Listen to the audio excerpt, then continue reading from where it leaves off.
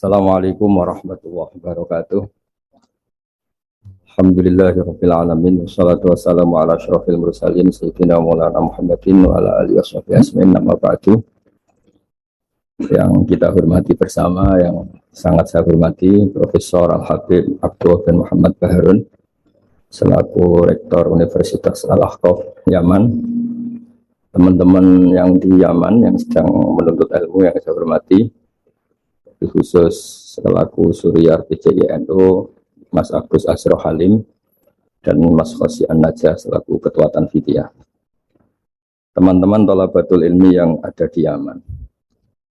Biasanya kalau di Indonesia wasatiyah itu disebut atau diterjemahkan atau dialihbahasakan moderasi Islam.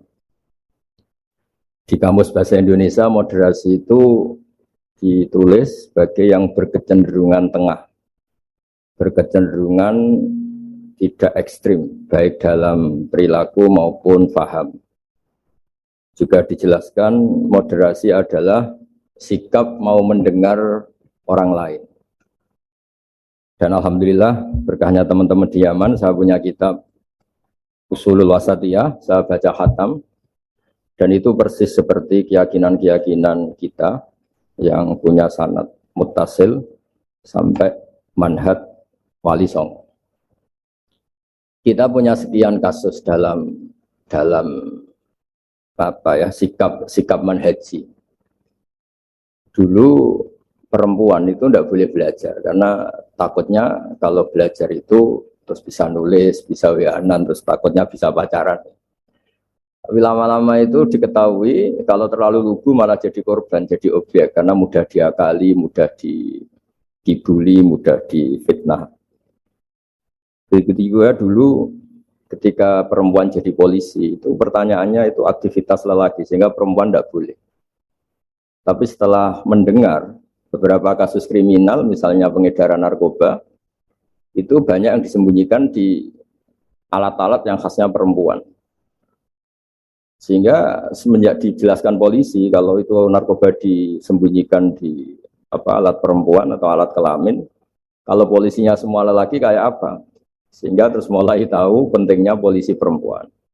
Begitu juga untuk ngecek kasus-kasus pemerkosaan. Itu kalau yang ngecek lelaki kebetulan tidak soleh bisa tidak karu-karuan itu. Kriminalnya semakin banyak. Kedokteran juga gitu dan seterusnya dan seterusnya. Ini barokahnya mau mendengar. Jadi mendengar itu penting, meskipun pendapat itu kita tidak cocok, tapi kalau mendengar itu penting. Dan awalu hadatin itu ya diperdengarkan. Dulu Rasulullah SAW pertama jadi nabi itu ya memperdengarkan orang. Beliau at-tahaddi bin nubuwah, memaklumatkan diri kalau sekarang beliau itu nabi. Dan barokahnya memperdengarkan itu ada logika nubuwah yang didengar oleh orang-orang kafir. Kemudian sebagian mereka itu Islam. Karena logika yang terbangun sudah ada, mainstream sudah ada. Misalnya kalau problem banyak, resiko banyak, ya Tuhannya harus banyak. Maka pertama Nabi jadi Nabi itu digugat dengan kalimat aja'alal alihata ilaha wahida inna hadzal syai'un ujab. Masa urusan kita banyak, kemudian Tuhannya satu. Kalau urusan kita banyak, Tuhannya harus banyak. Itu logika mainstream saat itu. Sampai Nabi bikin logika tandingan, yaitu kalau kamu jadi buruh dan majikannya banyak, semuanya minta dilayani, semuanya minta diturutin, Anda yang bingung. Kemudian mereka setuju. Nabi memberi satu pemahaman, Tuhan kamu adalah majikan kamu. Rabbukum sayyidukum. Dan itu kalau banyak, kamu akan bingung karena semuanya punya hak merintah, punya hak negur, terutama punya hak memberi sanksi. Itu yang disebut Dorobawo masalah rojulan fihi syuraka umutasyakisuna wa rojulan salamal lirojul.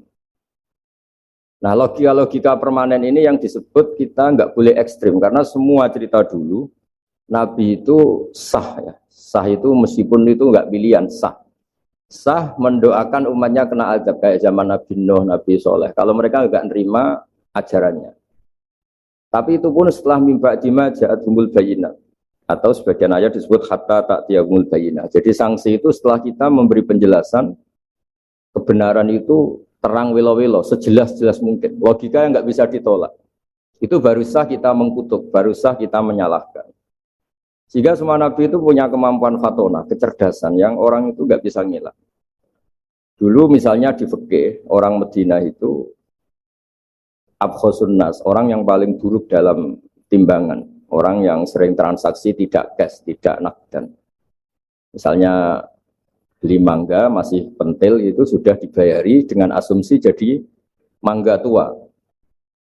Itu sudah perilakunya Ahlul Madinah zaman itu begitu. Terus Nabi datang, Ara'aita in mana Allahu as-samra fabima astahilu ahadukum ala sahibi. Kamu menjual dengan asumsi itu sudah mangga tua. Kemudian mesti harganya mahal. Bagaimana kalau masih pentil sudah kena musibah, kena angin? Lalu kamu mengambil uang itu atas nama apa? Atas nama mangga tua nyatanya yang didapat pentil, atas nama pentil masa iya harganya sebanyak itu. Akhirnya ada kesadaran bahwa muamalah seperti itu tidak sehat, tidak benar. Begitu juga logika-logika tentang ada seseorang pemuda yang mau masuk Islam tapi syaratnya dibolehkan zina. Sampai geger karena itu enggak etis. Ketika geger-geger Nabi tanya, ada apa itu? Ada syabun yadkhulu fil Islam tapi yasta'zinu fi zina. Dia tetap izin bisa zina. Kata Nabi, sudah enggak apa-apa suruh sini ya. Setelah ketemu Nabi mau mengset ya. Membuat logika yang luar biasa. Atau hibbuhu li bintik. Kamu suka kalau punya putri kemudian jadi demenannya orang, jadi dizinain orang. Ya enggak. Kamu suka kalau perilaku itu ada di ibu kamu. Hidung-hidung belang menjadikan ibu kamu objek seks ibu itu. Hidung belang itu ya enggak terima. Atau hibbuhu li bintik, atau hibbuhu li ummik, atau hibbuhu li kholatik, li amatik. Nabi itu ngulang berkali-kali. Sampai muda tadi menyimpulkan betapa buruknya zina. Bagaimana kalau korban itu anak saya, ibu saya, bulik saya, budi saya, dan seterusnya. Semenjak itu kata beliau, kata pemuda tadi sama masuk Islam tanpa persyaratan boleh zina, dan zina itu abbahasya. Sesuatu yang sangat buruk. Nah ini yang harus dilatih terus oleh sikap-sikap yang nyuwun sewu bisa disebut ekstrim. Karena harusnya logika-logika Islam itu dipahami secara baik. Sehingga beberapa kali larangan-larangan manhiyat juga Allah menyebut innahu kana fahsyata wa matta wa sa'a sabila. Jadi disebut itu buruk sekali. Misalnya pembunuhan, bagaimana kalau itu anak kamu, korbannya keluarga kamu. Sadis juga gitu, bayangkan kalau itu korbannya anak kamu. Sehingga dari baca ini kitabnya Sayyid Abdul Harun, saya alhamdulillah baca dan saya baca mungkin 2 jam khatam karena memang pola itu pola mainstream. Jadi penting membaca kitab dengan mudah dan gamblang itu penting karena itu artinya ada mindset bersama, ada pikiran bersama yang kita terimanya itu sudah sayyul lisyarifin, nyaman. Jadi kalau saya baca kitab itu ukurannya gampang. Kalau saya baca kok nyaman gampang berarti ya sepikiran karena ya memang mindset yang sama. Dan ciri utama kebenaran itu harus dicatat sayyul lisyarifin. Jadi kebenaran itu harus mudah dicerna. Caranya gimana ya? Tadi saya ulang lagi, kita harus mau mendengar. Jadi beberapa pemahaman yang keliru dulu misalnya tidak ada penyakit menular. Kemudian ada orang Arabi yang mencoba unta yang waras dijejerkan yang kudisen. Yang ternyata yang waras jadi kudisen. Sehingga mereka protes, ya Rasulullah kata engkau la adwa walatiyarota. Tidak ada penyakit menular. Ini unta sembuh, unta sehat. Kena unta kudikan ternyata ikut kudikan. Lalu sama Nabi dibenarkan paman adal awala. Lalu yang nulari yang pertama siapa? Itu asli ya Rasulullah dari Allah. Nah, ternyata pemahaman tadi dikira penyakit nggak boleh menular, itu dicoba yang sakit dijajarkan yang sehat, tapi Nabi membenarkan. Maksud saya awal penyakit itu dari siapa? Tentu dari kehendak Allah Subhanahu wa taala. Nah, di sini akhirnya ada logika bersama bahwa untuk menghadapi sesuatu itu pentingnya mendengar. Kemudian yang terakhir, dan saya mohon nanti diskusinya tentang kitab ini, al-hulu wa takfir. Di mana-mana itu yang namanya nabi itu ya orang kafir dijadikan sebagai muslim. Orang baik juga gitu. Di mana-mana orang baik minyak yang fasik jadi soleh. Yang soleh bodoh menjadi soleh pinter. Yang setengah pinter menjadi pinter banget. Syukur-syukur jadi wali. Nah logika-logika itu harus permanen. Di mana-mana ya inginnya kita itu ya yang enggak baik jadikan baik. Ini bukan kebalik, yang sudah baik dikafirkan, yang sudah anggota dikeluarkan. Itu aja secara organisasi masalah kan. Jadi takfir itu sebenarnya tidak usah dalil sudah jelas. Masa yang sudah masuk dikeluarin. Oh yang di luar saja difasilitasi kulil ladzina kafaru iyantahu yufar lahum ma qad salam. Kalau kamu mau masuk Islam, fasilitasnya itu yufar lahum ma qad salam. Masalah-masalah kamu, dosa-dosa kamu akan diampuni. Jadi tahu-tahu orang yang min ahli la ilaha illallah karena kesalahan tertentu, entah pegang patok kuburan, entah apalah peringatan sesajen langsung dikafirkan. Ini kan jadi aneh. Padahal acaranya tahlilan. Menjadi aneh karena satu kalimat sing dakhala bihal kafiru al-islam. Satu kalimat yang menjadikan orang kafir menjadi Islam. Kemudian dengan kalimat yang sama orang Islam hanya menjadi kafir hanya karena pegang patok kuburan atau karena acara-acara tahlilan yang dia khurafat. Ini kan jadi aneh dengan kalimat yang sama, yang satu berstatus mengislamkan, yang satu berstatus mengkafirkan. Nah, sering mendengar gini insya Allah menjadi luar biasa. Masyhur itu dicerita di Bukhari dan saya senang cerita itu ada orang syaribul khamri. Mulai dulu memang muhibbinnya Kiai itu macam-macam. Dia itu syaribul khamri, tapi kalau nggak di masjid nggak senang. Dia sukanya di dekat-dekat masjid karena dia nggak mau jauh dari tempat orang soleh. Sehingga ketika dikhat oleh Nabi karena keseringan minum sampai wakana yulaqabu himaron di Bukhari disebut orang itu panggilannya himar. Tapi ketika sahabat mulai melaknati dia, kata Nabi la tal'anu fa innahu yuhibbu wa rasulah. Kamu jangan melaknati pemuda itu, bagaimanapun dia senang Allah dan Rasul. Itu di bab tobat, di beberapa bab di kitab Ihya dijelaskan, sama sih ingat kalimatnya. Falam yukhrijhu bil ma'siyah anil mahabbah. Nabi tidak mengeluarkan orang itu dengan salahnya dia syurbul khamri, tidak dikeluarkan dari status mahabbah. Falam yukhrijhu bil ma'siyah anil mahabbah. Karena ya maksiat itu desainer hawa nafsu dan itu biasanya zallah. Zallah itu tidak status. Tapi kalau mahabbahnya seorang mukmin pada Rasulullah itu status. Dia tahu Rasulullah itu orang benar, maka dia ingin mahabbah. Ya, karena dia punya nafsu, terus ada zallah. Jadi harus dibedakan mana status, mana zallah. Kita orang Indonesia ya loyal sama Indonesia. Kita KTP Indonesia, kartu anggota keluarga ya Indonesia. Tapi jangan juga kalau zallah langsung tidak menjadi warga Indonesia. Kalau ada sanksi ya sanksi aja, tapi jangan sanksi tidak berstatus Indonesia. Sama mukmin juga gitu. Kalau salah ya salah saja. Tapi jangan terus berstatus tidak apa mukmin dan seterusnya. Nah, saya mohon logika-logika ini permanen. Kemudian kita punya hujah riwayah, punya hujah sanad yang ditulis Habib Abdul Bahri. Karena barokahnya hujah itu kita bisa menjelaskan kepada umat gampangnya berislam, gampangnya jadi orang baik. Saya berkali-kali cerita jadi orang baik itu gampang. Apalagi kita ini alhamdulillah senang makan, senang tidur, senang guyon, senang. Ya kalau kita jadi orang baik itu kan gampang. Artinya gampang gimana? Ketika semalaman kita guyon, anggap saja itu tarkul ma'asi. Ya barokahnya guyon sama teman-teman, bakas terong bakar, bakas makan-makan. Akhirnya malam itu tidak dugem, tidak maksiat. Barokahnya tidur semalaman, ya barokahnya tarkul ma'asi kuliah. Sudah gitu. Ya kalau kamu jadi Islam ekstrim kan, santri kok tidur semalaman, kapan belajarnya? Harusnya tertanya dibalik. Alhamdulillah tidur semalaman, kapan kamu bisa maksiat kalau tidur terus ya? Baru kan tidur terus, nggak ada waktu maksiat. Jadi kaidah-kaidah yang kita pelajari zaman ngaji itu, bahwa yang dikatakan taat itu apa? Imtitsalul awamir wa istinabun nawahi, ya sudah. Barokahnya tidur itu istinabun nawahi, nawahi kuliah bahkan karena tidur tadi. Nah barokahnya cara pandang yang mudah, sederhana, itmamin mubakhin ila wa tahaqqaqu bihi tarku haramimma.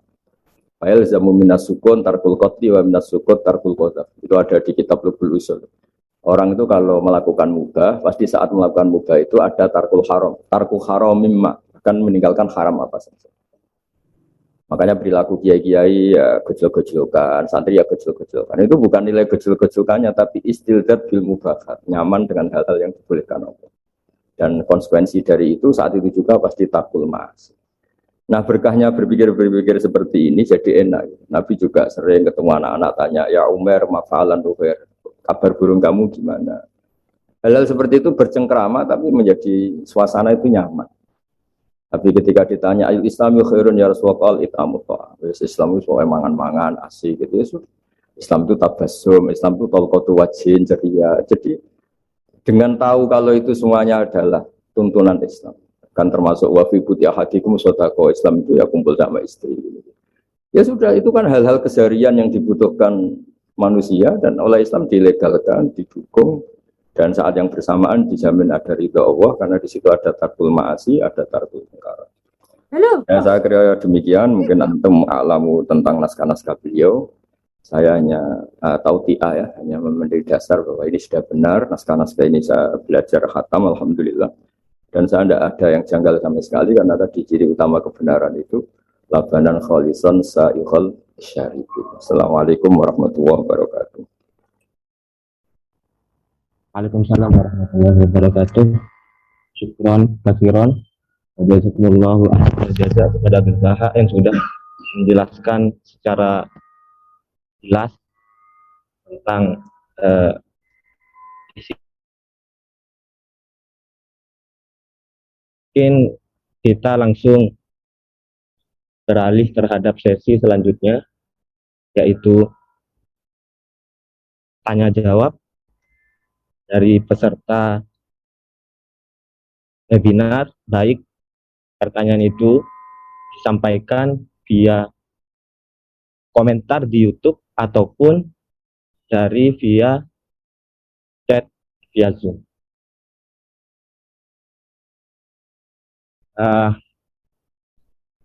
Ini ada beberapa pertanyaan yang masuk kepada link kami. Yang pertama itu dari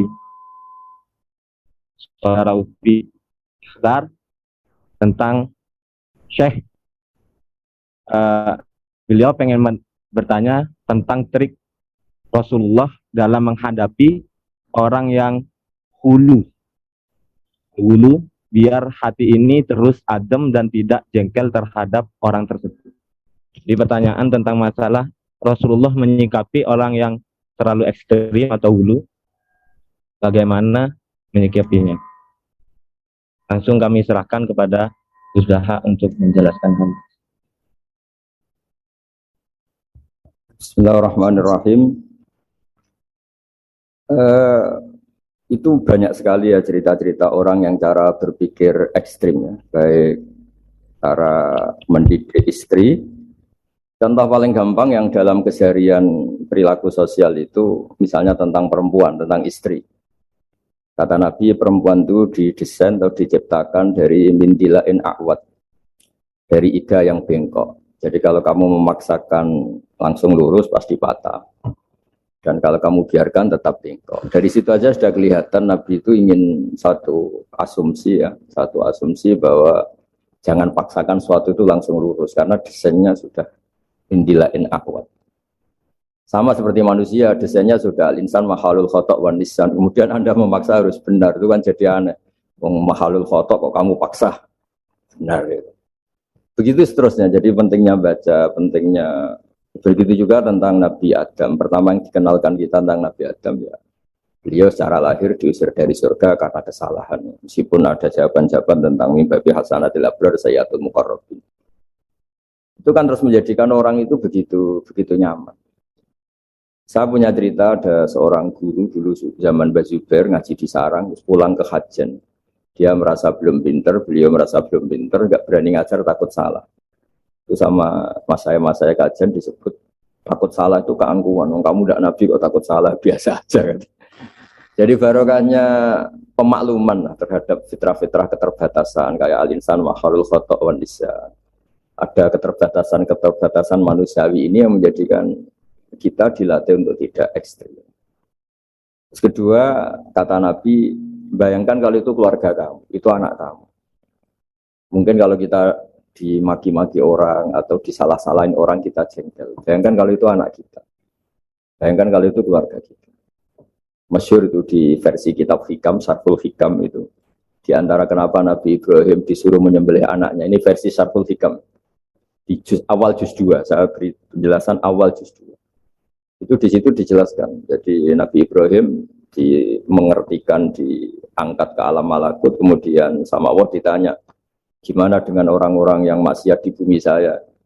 Kata Nabi Ibrahim, ya kira-kira ahlikum ya Allah, karena innahum, mereka makan rezeki engkau, akalu rizkoka, kemudian asauka, mereka mendurhakai kamu. Engkau ya Allah, asauka mendurhakai engkau. Sampai ada contoh maksiat yang macam-macam. Dan Allah langsung nurut. Ini suatu saat Allah minta supaya Nabi Ibrahim menyembelih anaknya. Nabi Ibrahim menjawab, innahu samratu fuadi, itu buah hati saya, bagaimana saya sembelih? Kata Allah, kamu dulu apa Anda ingat ketika di alam malakut usul begini-begini saya turutin. Dan sekarang saya usul kamu nyembelih anak kamu gak terima, alasan kamu itu anak kamu. Itu yang kamu usulin saya bunuh, itu hamba saya yang menciptakan saya, dan saya arham bi ibadi, saya itu sangat sayang. Enak saja kamu usul bunuh-bunuh gitu. Semenjak itu Nabi Ibrahim jadi awwah, jadi halim munib gitu. Ya sama seperti itu. Kalau kamu jadi keamanan pondok itu hasil orang seneng. Coba kalau yang nakal itu punya Mbak Yu cantik yang kamu bidik Mbak Yunya itu berat betul itu mau nasir itu karena kamu punya kepentingan. Makanya saya sering guyon kalau ada pembantu mecahkan piring kok dimarahin pasti tidak cantik. Karena marahin orang cantik itu susah. Karena ya artinya ya orang itu banyak kepentingan. Kalau ada orang nyulayani janji kok kamu marah karena orang itu tidak punya jasa. Coba kalau orang itu ngutangi kamu 1 miliar, terus dia nyulayani janji, wah kamu tidak bisa marah, nggak ditagih sudah seneng. Jadi sebetulnya kita marah itu bukan murni karena kesalahan orang. Kebetulan yang salah itu tidak orang yang berjasa sama kita, orang yang kita tidak punya harapan, dianggap orang nggak penting. Coba kalau yang salah itu perempuan cantik yang kamu seneng. Atau orang yang bisa melantarkan kamu ke tempat pekerjaan, yang bisa mengasih status kamu, buat salah kayak apa, tanpa dia minta maaf sudah kamu maafkan. Nah seperti ini tuh melatih kita untuk tidak hulu, tidak ekstrim. Karena ternyata ekstrim kita ini berdasar nyon sewu nafsu juga. Kamu bisa marah sama orang yang ngutangin kamu, marah sama orang yang kira-kira itu adiknya kamu lamar. Kalau santri sudah tua-tua itu mungkin ngelamar buliknya, mungkin kalau sudah. Nah, itu kan kelihatan. Makanya kita dilatih ada idzamun minnah ya, perasaan bahwa orang lain itu berjasa ke kita. Supaya merasa utang jasa lah sama banyak pihak. Nah, kalau jalan-jalan di daerah-daerah kemudian ada masjid, itu sadar Islam yang ngurusi tidak hanya saya, di mana-mana ya ada Islam dan itu pengurusnya ada kita. Kamu jalan-jalan di mana-mana kita yang keluaran pondok-pondok besar, mungkin melakukan Islam ya ngajar di pondok, di madrasah. Tapi yang pedalaman sana mungkin hanya seorang mudin, bahkan seorang PNS. Makanya Mbah Mun sering pesan suatu saat yang membawa Islam kemana-mana itu PNS. Karena PNS, barokahnya dia Muslim, dia di daerah tertinggal pun sama negara difasilitasi ada masjid, ada musola. Karena departemen-departemen di Indonesia pasti disediain fasilitas musola atau masjid. Barokahnya itu Islam menyebar di mana-mana. Karena konsekuensi dari pegawainya yang Muslim sama negara dibikinkan masjid. Dan barokahnya yang bikin negara semuanya tertata rapi langsung jadi. Coba kalau kita yang ke desa-desa tertinggal, kita sendiri miskin, mau cari sumbangan juga sama orang yang belum peduli sama Islam. Jadi kalau Anda dokter misalnya, masuk ke pedalaman Irian, karena Anda dokter Muslim, sama negara difasilitasi ada musola, ada masjid. Dan karena Anda tugas negara, dilindungi keamanannya di macam-macam. Makanya kata Mbak Mun, kamu harus tahu hak suatu saat yang menyebarkan Islam itu ya PNS. Ya tentu santri pastilah, santri kiai pasti. Tapi juga kita nyadari, di beberapa negara non-Muslim ada masjid besar ya bawaannya kedutaan. Karena kedutaannya Muslim, kedutaan kita Muslim, barokahnya itu dibikinkan masjid. Itu juga mahasiswa-mahasiswa akhirnya ikut punya masjid di beberapa negara Eropa, di Amerika Latin, itu barokahnya ada kedutaan Muslim, misalnya Indonesia atau Arab Saudi, terus diberi fasilitas agama dan seterusnya. Dari cara mengakui orang lain itu terus berpikir ekstrim, tidak, ternyata yang kontribusi pada Islam itu banyak, yang menyebarkan Islam ke dunia itu banyak. Barokahnya itu kita tidak mudah menyalahkan orang lain, tidak merasa paling mengawal Islam, tidak merasa paling berjasa. Ya saya kira demikian. Ya masih sekali lagi ya sudah cukup ini, sudah pinter kok tanya.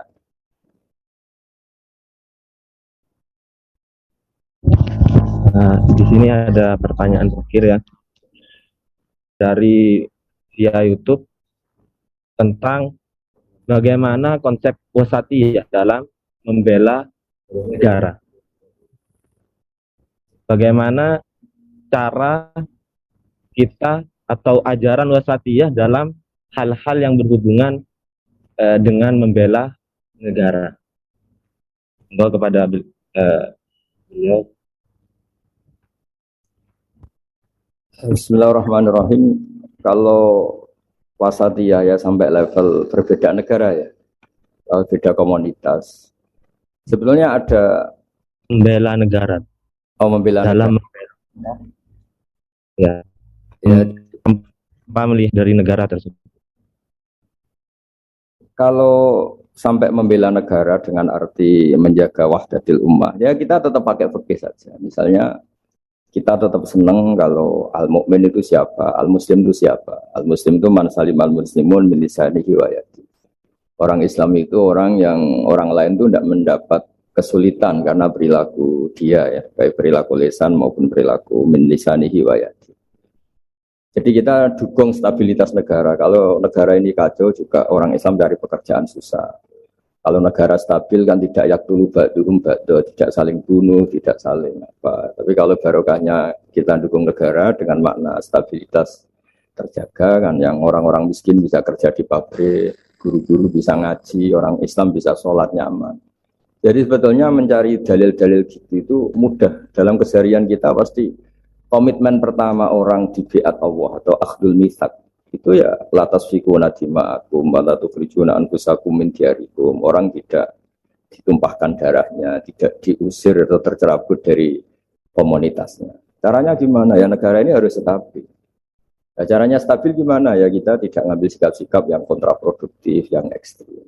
Tapi semua itu tetap demi aturan yang diterapkan Allah dan Rasul. Itu siapa? Al-Muslim man salimal muslimun min lisani wa yadihi. Atau orang mukmin itu siapa? Mayyak manu jaruhu bawa ikohu. Orang mukmin itu orang yang di sekelilingnya itu merasa tidak akan kenapa-apa. Mukmin juga gitu, man amina, orang yang di sekelilingnya juga yakin nggak akan kena musibah karena dia. Nah, hal seperti itu, dalil-dalil seperti itu memang harus dihafalkan sehingga tertanam di hati. Jadi sebenarnya Islam itu gampang sekali, mudah sekali karena fitratallahi allati fatarana sa'alih. Saya lama sekali hidup di Jogja, ya sering ketemu pakar-pakar di Jakarta. Itu mereka berpikir jelimet kayak apa? Asal itu maslahat, pasti padanan itu dalam Islam itu ada. Karena Islam ini sudah sempurna, al-yawma akmaltu lakum dinakum. Sehingga ya cara bernegara kita ya gampang saja. Cara bernegara kita ya kita jangan bikin problem untuk negara ini yang ganggu stabilitas. Kalau stabilitas terganggu, potensi yaktulu ba'du ba'du, potensi saling keos, saling bunuh, terus orang juga cari pekerjaan susah, cara hidup sosial jadi kacau. Nah, saya ingin hal-hal seperti ini tertanam sehingga kita bernegara itu ya tetap diilhami atau dipandu oleh hukum-hukum Allah Subhanahu wa taala. Sebut apa mangkana maitan fa ahyaynahu wa ja'alna lahu nuran yamshi bihi finnas. Jadi Allah tidak ngendikan fil madaris wa fil masajid, tapi ngendikan yamshi bihi finnas, nuran yamshi bihi finnas. Kita ketemu siapa saja itu dipandu nur. Misalnya saya ketemu orang bodoh, wajib aliyah ta'limu wa irsyadu. Saya harus mengajarkan dia. Ketemu orang fasik, dulu semua nabi kalau ketemu orang fasik inginnya ya membina dia. Kalau enggak ya da'alahu, didoakan. So Allah mahdi qaumi fa innahum la ya'lamun. Ketemu orang yang nyon sewu mudabdabin, enggak jelas seneng kita atau enggak, ya enggak perlu diteliti dia seneng apa enggak. Kata Nabi, saya diperintahkan Allah tidak untuk angkuba quluban nas, tidak untuk meneliti hati manusia. Sehingga dengan cara seperti itu Anda bernegara di Indonesia atau sedang jadi tamu di negara lain karena kita belajar hukum-hukum yang kamu pahami itu tetap memandu Anda. Disebut nurai yamsi bihi finnas.